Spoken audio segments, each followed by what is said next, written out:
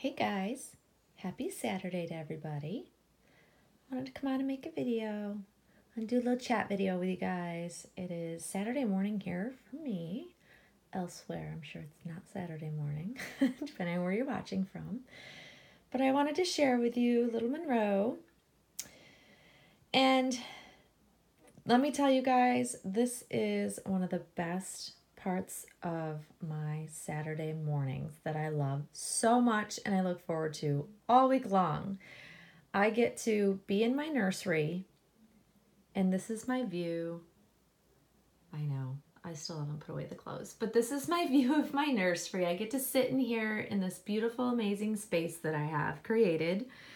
This is my zen, my happy place, and here's the beautiful baby I get to look at in the morning. She is still wearing the same outfit she was wearing last night. She's wearing that cute little turban-style baby hat. And I have swaddled her in that really sweet, soft, matching blanket that I just shared with you. It was laying next to her. I figured it would be nice to share with you what it looks like swaddling her. It really is so soft, and it's beautiful material. I'm pleased with the material. I'm a big blanket person anyways. Most of you already know that if you follow my channel. But there's something about a really nice jersey blend type of swaddle blanket. I like these plush blankets very much as well, but I kind of layer. Like when I put Monroe in her pod last night, she was swaddled in this, and then she was also wrapped in this. And I love, there's something to be said for knowing your baby is nicely swaddled, and yeah, I know it's a doll, but knowing she is warm and cuddly in her little pod, it makes me feel so happy. Makes me feel like I can go to bed at night. That might be OCDism. I don't know. I'm not sure, but I really, really love seeing her warm and swaddled. And we've gone through a big temperature change in the last couple of days here. I have mentioned before that in my area, the turn for cooler weather happens very, very quickly. Like a week, well, even Wednesday. Wednesday it was in the 90s. And now it's dropped down to, it is about 65 degrees outside, and that's where it'll stay all day. It's cloudy, the sun is kind of peeking through here and there, but for the most part, this is as warm as it's going to get, and that's not very warm for me, especially when we've just had 90 degree, super hot, humid weather 3 days prior. So for me, this is the turn that I always dread. Even though I enjoy fall, guys, I do. It's just what comes after that I just don't enjoy at all. As I get older, it just gets worse. I don't like the cold. But I am excited for the outfits in which she'll be able to wear for fall. Just not excited about, the super cold weather that follows. That's all. But we are very prepared. We have gotten all of her outfits. She has a couple of other things trickling in still. That I'm really excited for. Everything that I've been able to find for her for fall and winter, I've really loved. I've been very picky and choosy about the things that I've been buying and made sure that I would really, really like them. I ordered some more outfits from the Little Miss Dessa's site that I was sharing with you guys. It's the site that I got her baby gowns from that have those beautiful floral patterns that I've shared with you guys.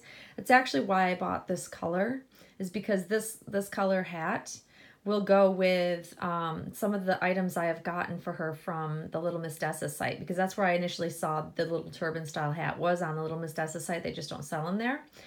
But they restocked last night and then also released this new style outfits. They're called Snuggle Sets. It happened at 10 o'clock. I was ready because things sell out so quickly on that site that I wanted to make sure I was ready and able to get the things I wanted to very quickly. And at 10 o'clock is when they reopened their site with they restocked some of the items that they've been sold out of, which I was looking for specific things, which I was able to get, which I'm so excited. And also the new Snuggle Sets in some of the patterns that I already like, but also a new pattern that I haven't had yet because I've been sold out of it. So I'm so excited, you guys, because I got a couple of Snuggle Sets. I got a matching swaddle blanket to the English Rose set that I already have. and also a headband that I was looking for to match. So I'm really super excited. But these were initially the swaddle blanket and this turban hat. These are to match what I've got coming from the Little Miss Dessa site. So if you haven't checked it out, guys, totally should check it out. It's an amazing site. They do sell out very quickly because it's a very small one-woman company. Hats off to her. She makes amazing stuff. And the materials are so beautiful because the material is very similar to this. It's very soft and silky and perfect for newborn babies. But yeah, I encourage you to check it out sooner rather than later. She does restock, but she special orders the fabrics, so it takes a bit for her to restock. I also follow her on Instagram so that I can get the updates. That's how I knew she was restocking certain things, as well as putting out a new baby outfit set, the Snuggle Sets. So super excited to get those. Hopefully next week they'll be here sometime-ish. I'm really excited. Once I find something I really, really like, especially types of fabrics, I just want to get more of them so that I have them. And going into winter, I am very much into cute outfits and such, but I am also very, very much wanting her to be comfy, warm, like little footed sets. Love this baby, particularly in footed sets. So this new Snuggle Sets are footed. So it's a two-piece set. It's like a little top and little footed bottom, little leggings that are footed. But I'll share them with you guys. I'm really excited. Can you tell I'm excited? Yeah, I sat up in bed last night waiting for this store to reopen, and then I was very pleased with what I got. But anyways, I also wanted to chat with you guys about a topic that came up earlier this week that I kind of toyed with sharing and talking about on my channel or not. Like, do I make a video? Do I not? But I feel I must address it. It's a statement that another collector put out that I find to be very inaccurate. So another collector stated on their channel, I'm not going to share names and do all that. I'm going to just talk about what I feel about it and my thoughts. She made a statement that all silicones are the same. All artists are the same. If you buy one silicone doll from one artist that you're spending more money on, you're just paying for the name. I strongly disagree with that statement, and I think it's a very, very misleading statement for, especially newer collectors to silicone, especially that are new to this hobby. If they're seeking out some good information, because I'm always saying, research people's channels, watch and see what people like, what they don't like. But when people on their channels are putting out information, and I'm not sure where it stemmed from. I'm not sure if it's because they're newer to silicone collecting and they just haven't experienced a lot of artists to know the difference and to see that there's a huge difference from artist to artist. So that's why I just feel like it's important to kind of talk about it and share this with you guys. The majority of you guys that follow me already know, have already done your research. You know that all silicone artists are not the same. Not all silicones are the same. From artist to artist, I've had so many silicone dolls over the years that I have lost track of how many really. It's kind of embarrassing because I buy and sell. I did that for a very long time until I figured out what it is I liked, what was durable, what was good quality, what wasn't. And there is definitely a huge range out there, which is why the price on each silicone doll is a huge range. But it's also what's amazing about our hobby. There's really something for everybody. And our goals as collectors are individual with each of us. We all want different things for different reasons in our hobby and in our collections. For me, from day one, this has never changed. My goal has always been to find the most super ultra realistic doll. It started with reborns. It evolved into silicone because I like the feel of silicone. I think there's more depth. When you buy from the right artist, they have created a really beautiful depth of coloring that you can't necessarily get in a reborn. And if you do, it's more of a feel for me because I am a person that likes to hold my babies. I like the way that they move because that is, to me, more realistic. So that's just my goal in my collection. It's not everybody's goal. And it's also what you can afford. And since I've been collecting for many moons, I don't want to date myself, but I've collected far long before silicones ever were even invented at that point. Silicone dolls didn't exist when I started collecting. So I have watched the hobby grow and change over the years, and the talent grow and change and just bloom, so to speak. But I have had the opportunity to have a lot of different dolls by a lot of different artists, and I have learned really what I like and what I crave in my collection, what I'm content with.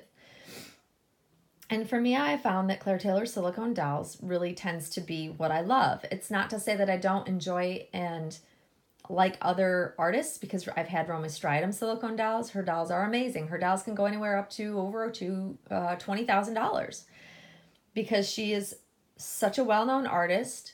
Her dolls' quality speaks for itself. They stand the test of time. I mean, there's a lot that goes into why the price is what it is, and it's us collectors driving the price up. It's also why Claire Taylor's dolls have also skyrocketed price-wise and popularity-wise, because people are now realizing once they've had one, the quality of her silicone is really just, to me, there's like no other out there. There are some that come very, very close. Some artists have really worked on their blend of silicone to try to step up their game, so to speak, and they have exactly done that. So there's a lot of really great quality silicone doll artists on the market. My preference just is for Claire Taylor. Part of that goes into the many years of her experience that she has behind her. So it's not just her name.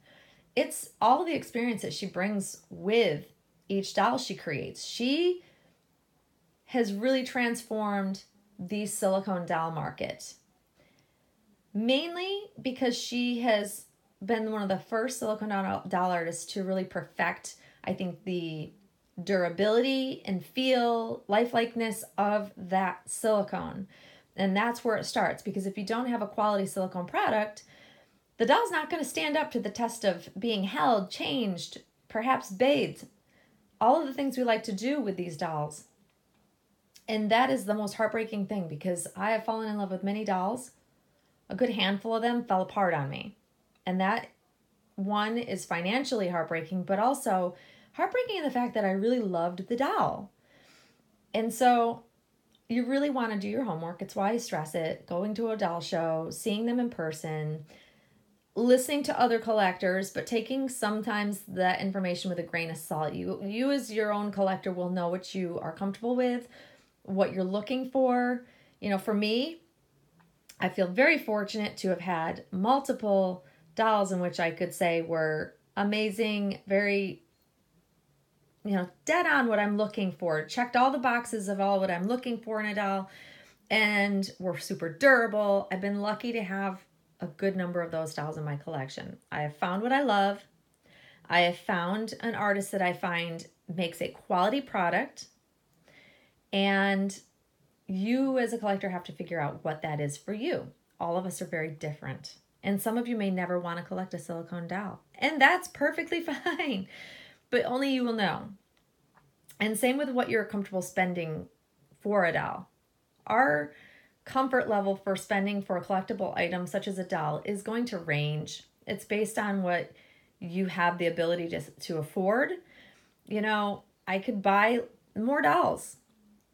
Financially, I could afford to buy more dolls. What I'm comfortable with is just not that. I'm sticking with one very high-end silicone doll that I love.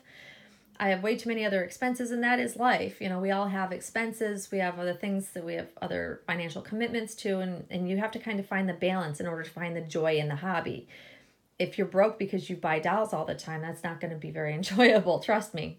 Because I've been on that swing of that too. I've had a lot of times where I've overspent and then felt very guilty. So it's a very delicate balance, guys. But the bottom line is that silicones are not all the same. Each artist has their own specific talent level, the experience level, all of, how they paint, their techniques, all of that goes into it. So it's something you really want to think about when you're looking to buy a silicone doll. But do your homework, do your research, and just, figure out what it is you like. And then in the end, you'll be happier for it. But it may take you a while to get there. Trust me, it took me many years. But the bottom line really is that all silicones are not the same. There's so many varying things out there, which is also what makes this hobby so, so amazing. But yeah, I just thought I had to talk about that because I don't want false information out there. And I'm sure it doesn't come from a place of harm, but it's good information to know, guys. But anyways, I'm going to cut it off there because I'm at 15 minutes. Hope y'all are having a great day, and we will see you all soon, guys. Thanks for watching.